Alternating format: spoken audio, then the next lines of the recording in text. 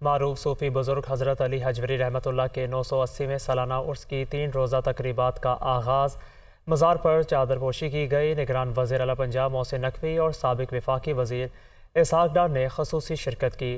عقیدت مندوں نے لنگر اور دودھ کی سبیلوں کا اہتمام کیا ہے۔ لاہور سے راہیل علی کی رپورٹ ہے۔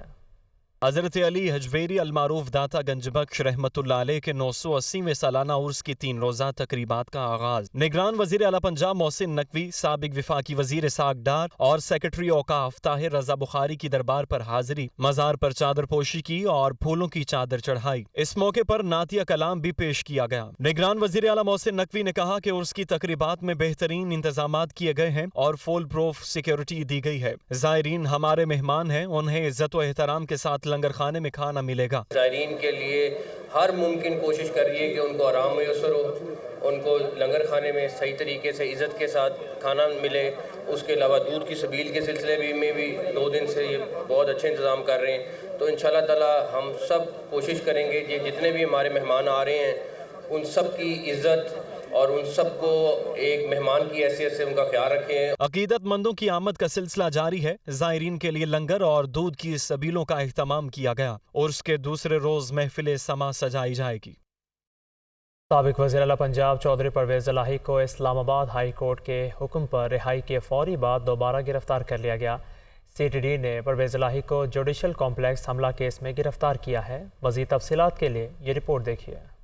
چودھری پرویز الہی کی مشکلات کم نہ ہو سکیں، 3 ایم پی او میں رہائی، جوڈیشل کمپلیکس حملہ کیس میں گرفتاری۔ 3 ایم پی او کیس میں اسلام آباد ہائی کورٹ کے جسٹس طارق محمود جہانگیری نے سماعت کی۔ عدالت نے 3 ایم پی او معطل کرنے کی استدعا منظور کرتے ہوئے چودھری پرویز الہی کو رہا کرنے کا حکم دیا اور کہا کہ پرویز الہی کسی قسم کی بیان بازی نہ کریں۔ عدالت نے ڈی سی اسلام آباد کو 12 ستمبر کے لیے نوٹس بھی جاری کیا۔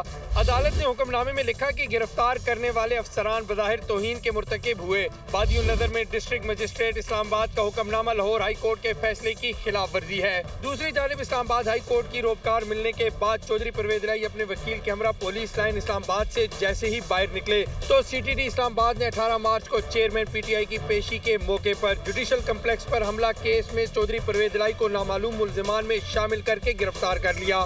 ذرائع کا کہنا ہے کہ چودھری پرویز الہی کو جسمانی ریمانڈ کے لیے دہشت گردی عدالت پیش کیا جائے گا۔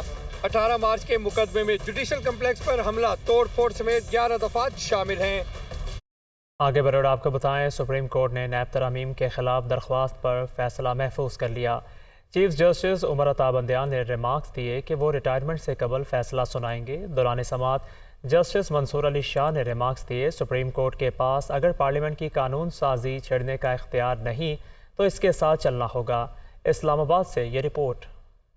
سپریم کورٹ میں نیب ترامیم کے خلاف چیئرمین پی ٹی آئی کی درخواست پر سماعت۔ چیف جسٹس نے پی ٹی آئی کے وکیل خواجہ حارث سے مکالمہ کیا، کیا آپ نے نیب کی رپورٹ پڑھی ہے؟ نیب نے مئی تک واپس ہونے والے ریفرنسز کی وجوہات بتائی ہیں، جس سے اندازہ ہوتا ہے کہ قانون کا جھکاؤ کس جانب ہے۔ چیف جسٹس نے استفسار کیا کہ کیا ان ترامیم میں کوئی ایسی شک ہے جس کے تحت مقدمات دوسرے فورمز کو بھجوائے جائیں۔ خواجہ حارث نے کہا کہ نیب کے پاس مقدمات دوسرے اداروں کو بھجوانے کا کوئی قانونی اختیار نہیں، جس پر جسٹس منصور نے ریمارکس دیے کہ ایسا نہیں ہے کہ مقدمات نیب سے ختم ہو کر ملزمان گھر چلے جائیں۔ نیب کے دفتر میں قتل ہوگا تو کیا معاملہ متعلقہ فورم پر نہیں جائے گا؟ چیف جسٹس نے ریمارکس دیے کہ ریاستی اثاثے کرپشن کی نظر ہوں، اسمگلنگ یا سرمایہ کی غیر قانونی منتقلی ہو، کارروائی ہونی چاہیے۔ عوام کو خوشحال اور محفوظ بنانا ریاست کی ذمہ داری ہے۔ جسٹس منصور نے ریمارکس دیے کہ سپریم کورٹ کے پاس اگر پارلیمنٹ کی قانون سازی چھیڑنے کا اختیار نہیں تو اس کے ساتھ چلنا ہوگا۔ جسٹس اعجاز الاحسن نے کہا کہ پارلیمنٹ کو سب کچھ کرنے کی اجازت نہیں ہے۔ چیف جسٹس عمر عطا بندیال نے کہا کہ اگر پارلیمنٹ کو قوانین پر دوبارہ غور کی درخواست کریں تو بیچ کے وقت میں کیا ہوگا؟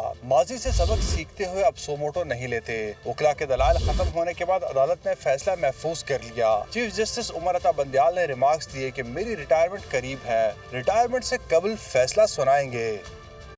دوسری جانب چینی بحران میں شوگر ملز ڈیلروں اور سٹہ بازوں نے 55 سے 56 ارب کا فائدہ اٹھا لیا۔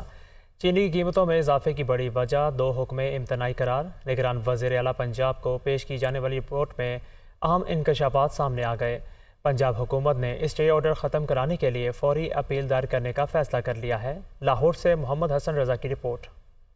पंजाब में चीनी बहरान हकायक सामने आके निगरान वज़ीर आला पंजाब मोहसिन नकवी को खुफिया इदारे की जानिब से दी जाने वाली रिपोर्ट में अहम इंकशाफात। रिपोर्ट के मुताबिक चीनी की कीमतों में इजाफे की बड़ी वजह लाहौर हाई कोर्ट का हुक्म इम्तनाई करार। लाहौर हाई कोर्ट की जानिब से एक हुक्म इम्तनाई 4 मई जबकि दूसरा 1 अगस्त को जारी किया गया। हुक्म इम्तनाई ने चीनी की कीमतों में इजाफे की राह हमवार की। वज़ीर आला को पेश की जाने वाली रिपोर्ट में कहा गया है कि शुगर मिल्स मालिकान ब्रोकर्स और सट्टाबाजों के जरिए नाजायज मुनाफा कमा रहे हैं। सूबाई काबीना ने चीनी के तयन के इख्तियारात कैन कमिश्नर को तफवीज़ किए। कैन कमिश्नर ने एक्स मिल कीमत के तयन का अमल शुरू किया जो हुक्म इम्तनाई की वजह से रुक गया। रिपोर्ट में दावा किया गया कि किसी न किसी बहाने स्टे ऑर्डर की तारीखों में तोसी की जा रही है। शुगर मिल्स और सट्टाबाज 100 रुपये फी किलो कीमत वसूल कर रहे हैं। स्टे ऑर्डर की वजह से शुगर मिल्स डीलरों सट्टाबाजों ने 55 से 56 अरब रुपए का फायदा उठाया। तकरीबन 14 लाख मैट्रिक टन चीनी औसतन 40 रुपये फी किलो महंगी फरोख्त की जा चुकी है। सूबाई हुकाम बलूचिस्तान के रास्ते अफगानिस्तान चीनी की स्मगलिंग को रोकने से भी कासिर हैं। स्मगलिंग ने पंजाब में चीनी के स्ट्रेटेजिक ज़खायर को ख़त्म कर दिया है। ये ज़खायर आने वाले साल में चीनी की कमी को पूरा करने के लिए अगले साल पाकिस्तान को चीनी की दरामद पर खातिर खाजर मुबादला खर्च करना पड़ सकता है। खुफिया इदारे की रिपोर्ट में कहा गया है कि हुक्म इम्तनाई को जल्द अज जल्द ख़त्म करने की ज़रूरत है वरना बहरान शदीद होने का अंदेशा है। रिपोर्ट में चीनी माफिया को MPO के तहत हिरासत में लेने की भी सिफारिश की गई। पंजाब हुकूमत ने लाहौर हाई कोर्ट के स्टे ऑर्डर्स खत्म कराने की फौरी अपील दायर करने का फैसला किया है और निगरान वज़ीर आला ने एडवोकेट जनरल पंजाब को अपील दायर करने के हवाले से हिदायत जारी कर दी हैं।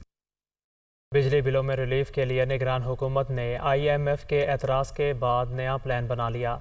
IPPs के 15 अरब से ज़्यादा इस्तेमाल करने का फैसला कर लिया गया। वजारत ख़जाना ने नया रिलीफ प्लान IMF को अरसाल कर दिया है। निगरान हुकूमत बिजली बिलों में रिलीफ के लिए मुतहर्रिक। IMF की जानिब से गुज़श्ता प्लान मुस्तरद किए जाने के बाद नया प्लान तैयार कर लिया। ज़राए के मुताबिक बिजली बिलों में रिलीफ देने के लिए IPPs के 15 अरब से ज़्यादा इस्तेमाल करने का फैसला किया गया है। रवा माली साल के लिए IPPs को अदायगियों के लिए 15 अरब से ज़्यादा इजाफी रखे गए थे। वज़ारत ख़जाना ने बिजली बिलों में रिलीफ का नया प्लान IMF को इरसाल कर दिया।